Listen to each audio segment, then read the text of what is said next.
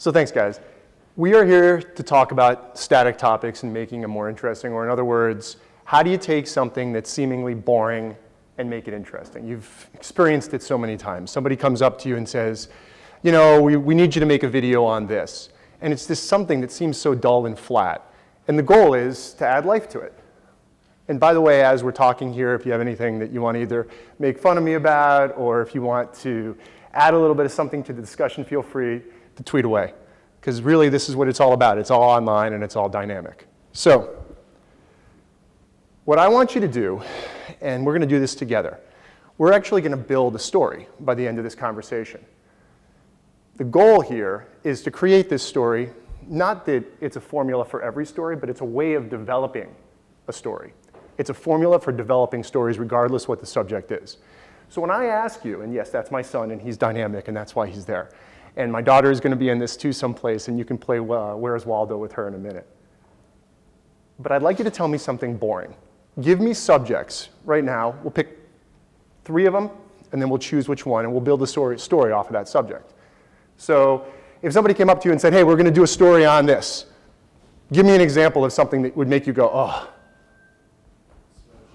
Spreadsheets. Okay, we got one, spreadsheets as an option. Yes? We are doing a story on sewer districts. On sewer districts? Yep. Awesome. Love it. And one more.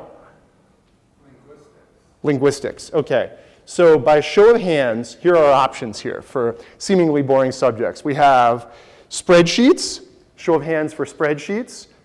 Okay, we've got sewer districts, and then we've got linguistics, all right? Start off. Spreadsheets. Should we do that one? Sewer districts. Should we do that one? Ah, I love it. I think that's the winner. I'm not even going to go. So right there where it says seemingly boring topic, sewer districts.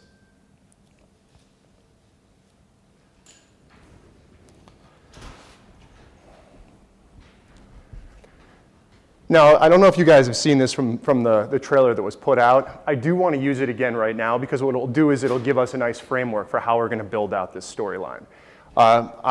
In my former life, I was a news correspondent. My last job in the business was at WNBC in New York.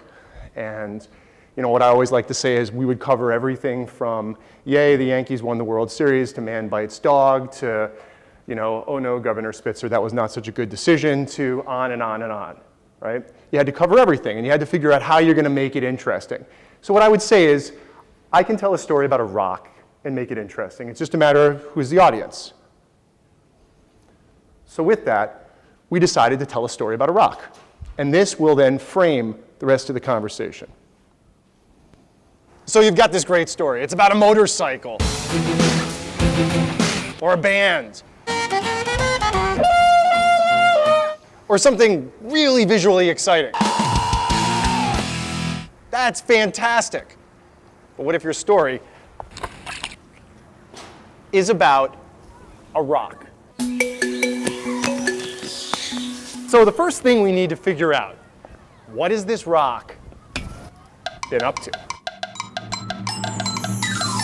Where did it come from? How did it get here?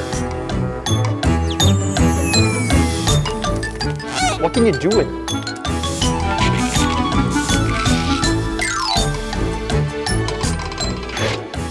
That was a stunt rock. You didn't actually think we would throw the rock. So now that you have all these possible stories, what you need to do is look at the audience. Who's going to see the video and decide which one of those stories speaks to that audience? Let's say you're trying to speak to families. Well, the rock takes on a very different feeling in a child's hand. Now this is not just a story about a rock, but it's about the little girl's relationship with the rock, a powerful theme. You visualize in order to humanize. It's really as easy as rock, paper, scissors.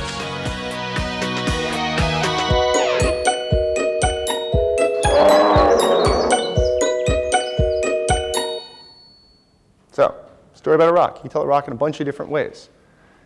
Depends upon what type of story you want to tell. And that's what we're going to explore. That's the framework of this. So really the holy trinity to figuring this all out is you start off with an audience. You have to figure out who you're talking to, because that story about the rock is going to be very different if you're talking to a family versus if you're talking to a construction team. totally different story, different rock. Probably the rock's going to end up in a lot more of an unfortunate situation if it were a construction team. But you have to understand your audience. You have to understand really what messages you're trying to convey. And this could come from the brand side, or this could come from your goals, whatever the goals, the motivations of the project. And then the final point is you frame it within a tone. What tone are you going to use to set all this stuff up? Because, like I like to say, the tone is your subtle guide. It's a way of basically establishing emotional connection. And it's a way for people to walk away from the video feeling, not only knowing what they want, what you want them to know, but also feeling it. And oftentimes the way they feel about it is much more powerful than what they know. So we'll start off with the audience. First question is, what is important to them that you got to ask them? This is the most important point. It makes no difference what's important to you at this point. It's them. They matter. So what's important to them, plus some sort of an experience around what's important to them, each equals that emotional connection that I was just talking about. So who's our audience? We're dealing with sewer districts. Who's our audience? And we'll do 3 again, just to zone it in. Anybody, audience, who are we talking to? Okay, we got homeowners as one option. Yes, in the back. The audience that we're doing is people who buy bonds that pay for sewer districts. So municipal bonds? Yep. Okay.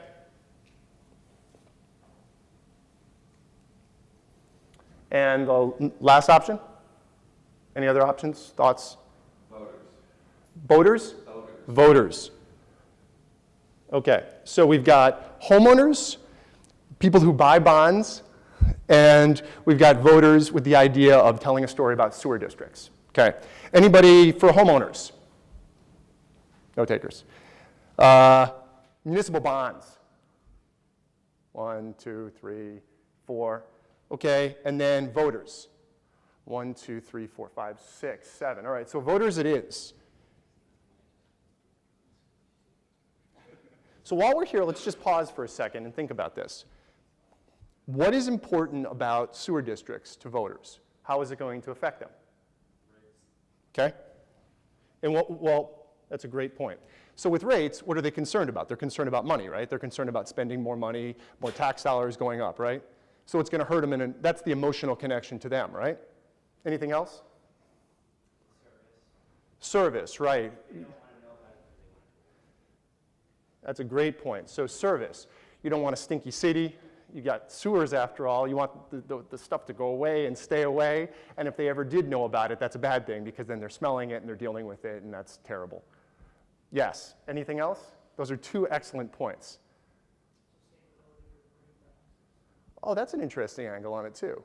That's something very interesting. So this sustainability part, so they can feel good about where they live, that their city and their town is progressive and thinking forward. I like it. All right, those are 2 great points. These are things that are important to them. So as we're doing this, make these notes on these lines, and what you'll see is the story is going to shape itself. And by the end of this, we'll have a couple of different options that we can go in, and we can decide. And it won't be all that hard for us to make that choice. The next in the Holy Trinity, messages. And yes, that's my daughter, and this was her appearance. So if you've noticed as we're going through this, there are so many options. We could go through all of these different points that the audience is interested in and break them down into literally dozens and dozens of possible messages that are important. So many times when you're doing a project, it makes no difference what the project is. You're talking to a brand, and you say, okay, why is it that I should care about widgets? And the brand says, well, because we have the best widgets in town. Our widgets were built from years of experience, and my father's father started this company, and they start talking about history, and then they start talking about process. And next thing you know, you've got all these conflicting messages, and it's like, oh my gosh, where do you begin? Here's a real simple rule. It's the rule of 3s. You break it down to 3 simple messages. And that way, it will force you to focus your story. So with messages, let's do that right now. Let's pick. So we've got sewer districts, we've got voters as the focus. And voters are interested in these 3 different points here. They're interested in rates, they're interested in services, and they're interested in this whole sustainability concept. I think we kind of flushed out those messages, right? Unless there's something else that we want to explore here, I like that. I like those 3 messages. What do you guys think? You're happy with those? All right, let's write those into the message line as the 3 points. Because I think that we've actually, you guys obviously pros at this, so you're right along perfectly with it. So the next point has to do with tone. What is the tone of how this is coming across? Are we serious and buttoned up? Are we going to be loosey-goosey and almost make fun of it? Like, are there going to be big trash piles in the video with like images of stink and people walking around the town holding their nose in the video? I mean, what's the tone of it? Are we going to have fun with it? Are we going to be all buttoned up? So with that, what I like to say is that tone is the subtle guide to the storyline.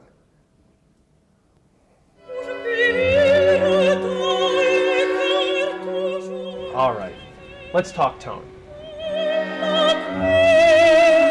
Not that. I'm talking about mood setting, message driving, stay consistent with a brand image tone. It could be music, it could be the pace of the edits, it could even be the style of the graphics or even the color and font itself. All of these contribute to the overall tone of a piece. You know what I mean, flashy versus conservative, MTV versus 60 Minutes. Basically, tone has to do with feeling. What does someone feel when the piece finishes playing? On to the examples. Both use moving boxes but create very different tones. Your baby loves to be engaged by you. In this fitness video for new moms, the boxes helped create the loving feeling of mother-child bonding. From the pacing of the moves to what they showed, the tone was consistent. We even shot the exercises in both the gym as well as the baby's bedroom to create the environment for both the trainer and the mother. At least you have a sweet little face to look at. This is the cup, fingerprint free. 2 years it took me to write this book. Did a lot of research. In the Connected Culture video, the goal was to bathe you in the thoughts of the speaker. So the constant motion of the overlapping boxes added urgency as well as intensity to the tone. I got a lot of confidence in my people and in myself. Whatever you do can work. Just stay true to the tone and let it be the viewer's subtle guide.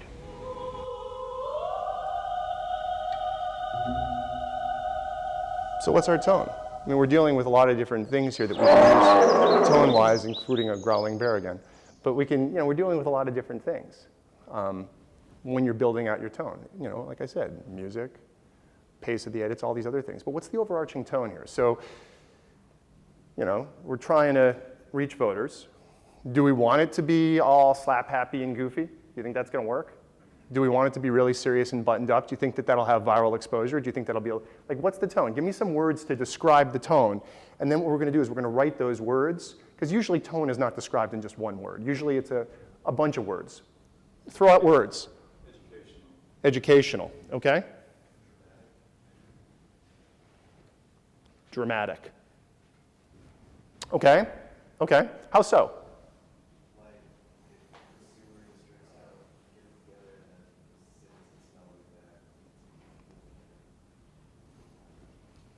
What basically, like, set up a scenario of, like, what could happen if you don't take this seriously, sort of dramatic. That's interesting. Okay, so I'll put that down, like movie trailer style. That's interesting. It is an option. And if you stick with that tone, it could certainly work. We'll decide as a group what we're going to go with. I like the ideas, though. More. Yes? Similar to education, I think it needs to be intelligent. It needs to expect that the voter is informed and that they make good choices. So don't talk down to the viewer. Yeah, not simple education. So I think sustainability, when we're talking about that, that's where that comes in. Okay. Anything else? I'd like to go a slightly different direction. Go more towards warm. I want, if you're going to predict the future, show it as really good and positive, and so when the voter arrives at the booth, they want to click yes or whatever they're going to. That's interesting. From that standpoint, it really depends upon what it is that we're trying to represent, right? Are we trying to represent something where it's a positive tone about sewer districts, or are we trying to say the system right now is broken and we want to fix it? So to your point, yes, yes. Warmth. People want to connect with this concept. It could also be more something that's more forward-thinking, and as part of innovation. So we're going to be innovating so that we're going to be on the leading edge of I like that. happening I like that concept. Okay, so innovative. So kind of, okay, innovative, yeah. And since I'm elected director of a water and sewer district, Are you really? seriously, Did you guys know this? no. That's hilarious. I just brought this up, I thought it was funny. You know, we have little things like, there's, you know, we create recycled water, for example. So it's like, you know, all the water on Earth, water you're drinking now, you could have lived in a dinosaur from millions of years ago. All water is recycled. So, you know, the innovative, you know, what are we doing with, you know, the water, the technology? How are we, you know, recycling the water so we can cut down use? And all the things, compost, creating compost, you know, that kind of stuff. So it's, I think when I said educational, is people don't know what happens. They always take it for granted. As you said, you know, they turn the water on, it goes down the drain, it just goes somewhere and it's taken care of. So I think when people understand kind of what happens, what the process is, and what we can do with water, wastewater, it really opens up people's, you know, imagination. So it really leads the question at this point, you know, since we've come to it. And by the way, the order that I've set up everything in, you can change the order slightly. It doesn't have to go in this order. Just for the purpose of a conversation, we have to do it this way. The part that you started touching on, which I do think we need to hit on right now, kind of starts bridging into theme, which would be the next conversation.